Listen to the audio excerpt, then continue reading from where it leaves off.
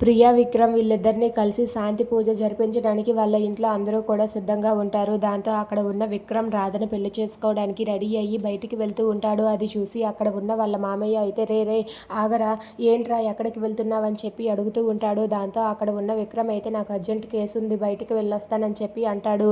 ఆ మాట వినగానే అక్కడ ఉన్న వాళ్ళైతే అదేంట్రా అలా అంటావు, ప్రియతో ఈరోజు శాంతి పూజ చేయించాలని చెప్పాం కదా, ఇది చాలా ముఖ్యం రా అని చెప్పి అంటూ ఉంటాడు. దాంతో విక్రమ్ అయితే నేను నా కేసు పూర్తి చేసుకొని వస్తాను అని చెప్పి అక్కడ ఉన్న విక్రమ్ ఆ మాట చెప్పి ప్రియాని వదిలేసి అక్కడి నుండి రాధ దగ్గరకు వెళ్తాడు. ఇక రాధ అయితే విక్రమ్తో కాంట్రాక్ట్ మ్యారేజ్కి సిద్ధపడుతుంది. ఇక తనైతే పెళ్లి కూతుర్లా రెడీ అయ్యి అక్కడే అలా విక్రమ్ కోసం ఎదురు చూస్తుంది. ఇంతలో విక్రమ్ వెళ్ళి రాధకు హెల్ప్ చేస్తూ దగ్గరుండి తనని రెడీ చేస్తాడు. దాంతో అక్కడ ఉన్న రాధ కూడా అలా విక్రమ్తో కలిసి పెళ్లికి సిద్ధపడుతుంది. ఇంతలో విక్రమ్ అయితే అలా నుదుటిన భాస్కం కట్టుకోవడానికి ఇబ్బంది పడుతూ ఉంటాడు. దాంతో రాధ ముందుకు వచ్చి విక్రమ్ నుదుటిన బాసికం కడుతుంది. అలా ఒకరికి ఒకరు సాయం చేసుకొని ఇద్దరు కూడా పెళ్లి కొడుకు పెళ్లి కూతుర్ల ముస్తాబై ఉంటారు.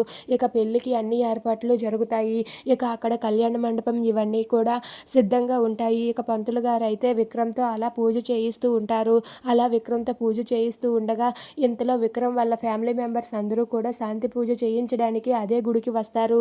ఇక ఇంతలో రాధ అయితే వెళ్ళి విక్రమ్ పక్కన కూర్చోవటానికి సిద్ధంగా ఉంటుంది.